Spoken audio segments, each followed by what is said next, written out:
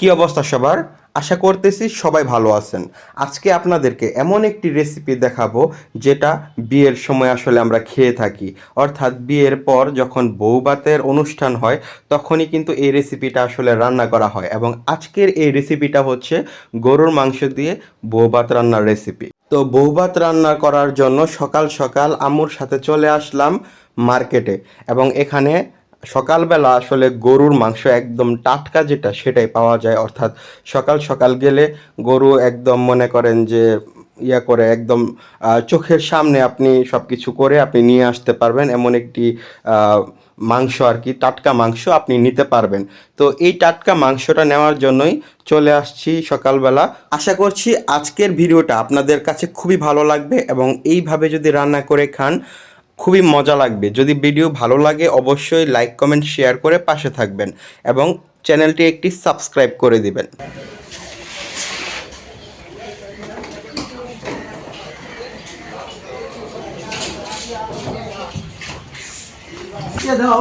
আমার কাজ ভাই তোমার বাকি বাদ দাও আবার দুই বাদ দিকে বাদ দিব নাও কোম্পানি কি আছে আরে না দিরা বাবা নেই গো ভাই আমাদের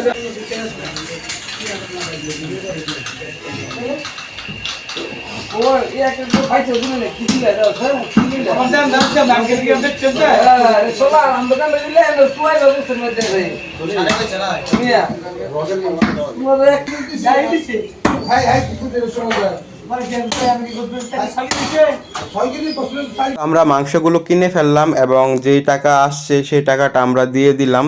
তো দিয়ে দেওয়ার পরে আমরা আবার বাসায় চলে আসছি। বাসায় আসার পর যে বড় বড় যে টুকরাগুলো ছিল এই টুকরাগুলো আবার ছোট ছোট করে নেওয়া হয়েছে, কারণ রান্না করার জন্য ছোট ছোট টুকরাই আসলে লাগে। আর মাংসগুলো কিন্তু আসলে খুব ভালো ছিল। আর যেহেতু আমরা এই লোকের কাছ থেকে সবসময় আমরা গরুর মাংস আসলে কিনে থাকি, যার কারণে আমরা যেই অংশগুলা বলছি সেই অংশগুলো আসলে দিছে। হাড্ডি খুবই কম পরিমাণে ছিল এবং মাংসই কিন্তু বেশি ছিল, সাথে কলিজা, ঘিলা আসলে পুরাটা মিলে আসলে নেওয়া হয়েছে আর কি, যেন আসলে খেতে একটু ভালোই লাগে। তো মাংসগুলো ছোট ছোট টুকরো করার পরে আমরা অনেকগুলো পেঁয়াজ নিলাম গরুর মাংস রান্না করার জন্য। তো অনেক পেঁয়াজ এখানে দিব। তো দেখতে থাকেন, আশা করছি আপনাদের ভিডিওটা অবশ্যই ভালো লাগবে।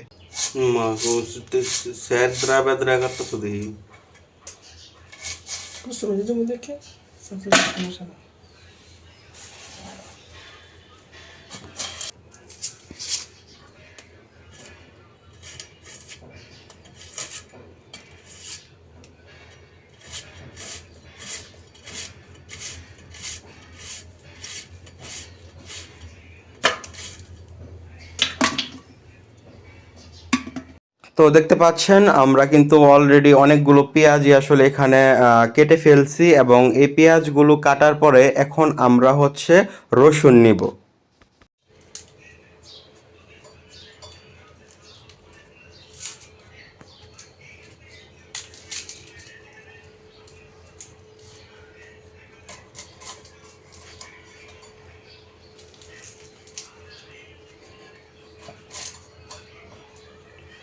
বাড়ি গিয়ে গেছে ফ্রিটাইম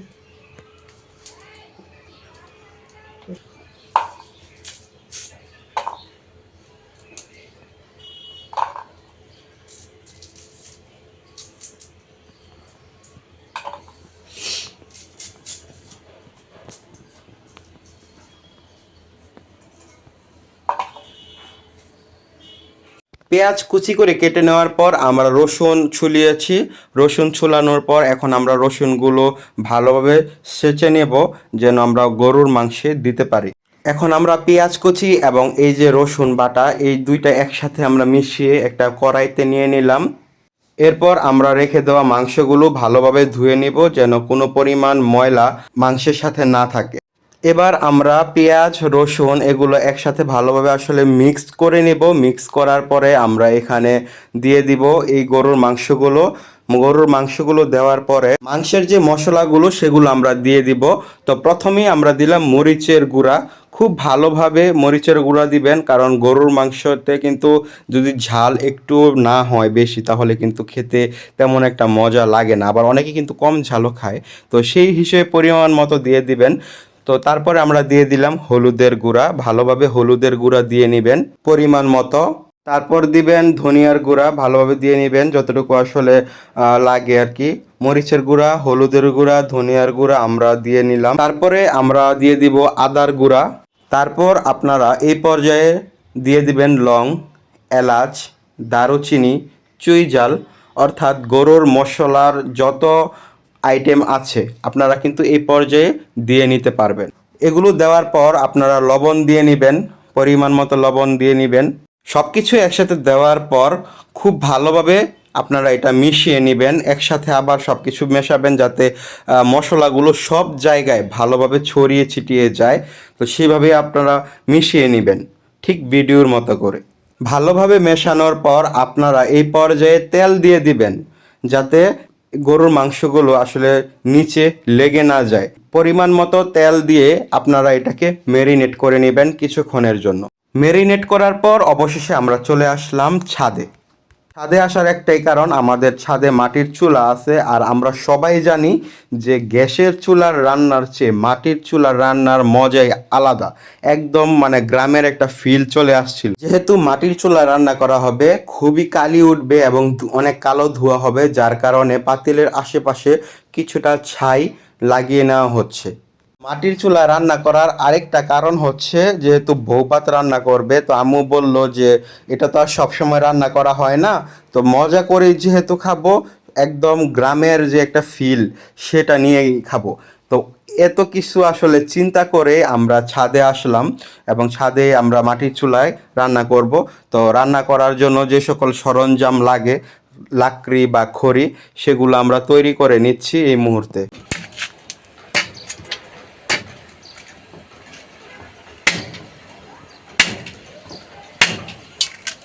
অবশেষে আমরা চুলা জ্বালানোর জন্য একদম প্রস্তুত। আমরা এই যে লাকড়ির যে ছোট অংশগুলো এগুলো কিন্তু আমরা উপর দিয়ে দিচ্ছি, এবং যে বড় অংশগুলো এগুলো আমরা চুলার যে মেইন হোল সেটা দিয়ে দিব।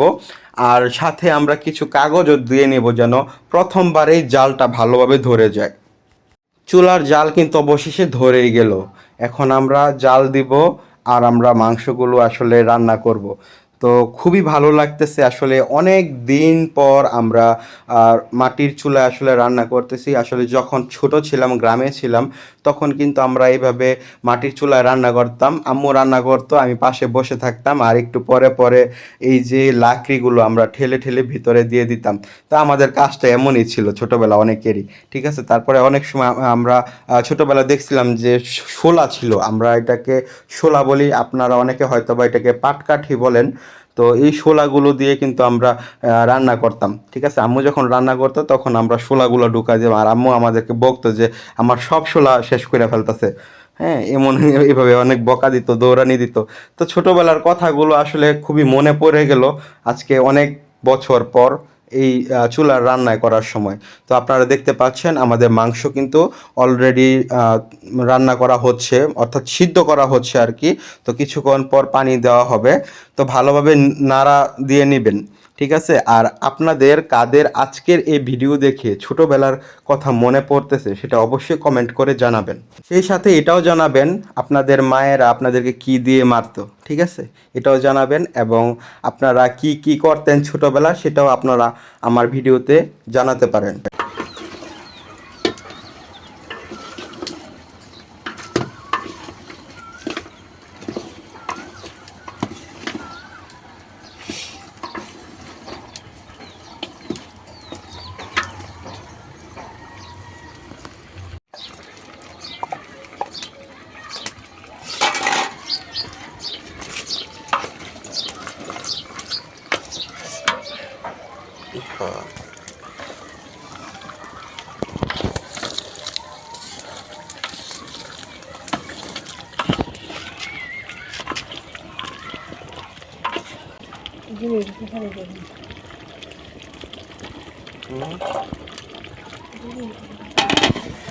এই পর্যায়ে আমরা গরুর মাংসে জিরা দিব, যেহেতু আমরা পাটাপোতা এগুলা ছাদে নিয়ে আসতে পারবো না, এটা একটা কষ্টসাধ্য ব্যাপার, তাই বেলুন পিঁড়ির মধ্যেই আমরা এই পাটাপোতার কাজটা আসলে সেরে নিচ্ছি।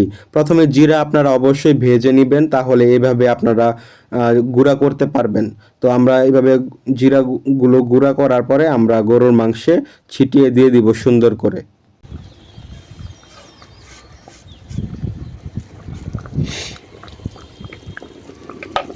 মাংস সিদ্ধ হবার পর আমরা জিরা গুঁড়া দিয়ে নিলাম, এবং জিরা গুঁড়া দেওয়ার পরেই কিন্তু আমরা দেখতে পাচ্ছেন পানি দিয়ে নিয়েছি। গরুর মাংস যে পরিমাণ গরুর মাংস নেবেন সেই পরিমাণ পানি দিয়ে নেবেন। তো পানিগুলো দেওয়ার পর ভালোভাবে নেড়ে নেবেন। নেড়ে দেওয়ার পরে আমরা আরও কিছুক্ষণ ওয়েট করব যেন পানিগুলো ভালোভাবে আসলে একটু শুকিয়ে যায়। যখন পানিগুলো একটু শুকিয়ে যাবে তখনই দেখতে পাবেন একটু ঘন হয়ে যাবে, এবং আপনার মাংস কিন্তু অলরেডি মানে হয়ে গেছে। এবং আপনারা দেখতে পাচ্ছেন মাংসগুলো কিন্তু আসলেই দেখতে খুবই আসলে সুস্বাদু মনে হচ্ছে, এবং আমরা যখন খাবো তখন আমাদের কাছে আরও ভালো লাগবে আশা করি। তো যাই হোক, মাংস আসলে হয়ে গেছে। এই পর্যায়ে আমরা এই যে দেখতে পাচ্ছেন আমরা একটা ডাবুর বলে এটাকে, এই ডাবুর দিয়ে আমরা মাংসগুলো তুলে নিচ্ছি বাটিতে করে, কারণ এত বড় ডেকচি এটা ছাদ থেকে নামানোটা অনেক কষ্টসাধ্য ব্যাপার। তো রান্না কিন্তু অলরেডি শেষ। এখন আম্মু এখানে বলল যে বৌবা তো রান্না করবে, যেহেতু চুলার জাল আছে তো এখানে রান্না করে ফেলবে। আর এই বৌভাত রান্নাটা আপনাদেরকে দেখাইতে পারতেছি না, কারণ খুবই বড় হয়ে গেছে অলরেডি। ভিডিওটা রান্নার ভিডিও হিসেবে খুবই বড় ভিডিও হয়ে গেছে, তো যার কারণে আসলে খুবই দুঃখিত। তো আমাদের বৌভাতও কিন্তু রান্না হয়ে গেছে। এই পর্যায়ে আমরা খাচ্ছি, আপনারা দেখতে পাচ্ছেন এত ভালো লাগছে। সাথে ছিল সালাদ, আর সালাদে ছিল শসা, টমেটো, পেঁয়াজ, ধনিয়া পাতা, ক্যাপসিকাম, সব কিছু মিলিয়ে এত ভালো লাগছে আসলে খেতে। না খেলে আসলে বিশ্বাস করতে পারবেন না। আর যেভাবে দেখাইছি এইভাবে যদি গরুর মাংসটা রান্না করতে পারেন, আর সেটা যদি হয় মাটির চুলা, তাহলে তো কথাই নাই, জাস্ট ওয়াসাম।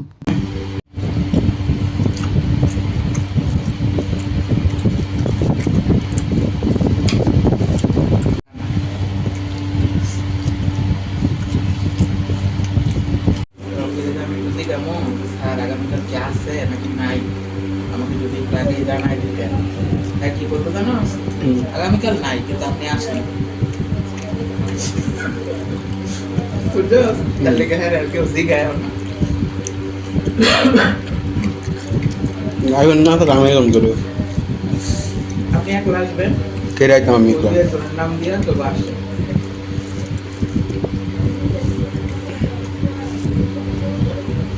সালাদ না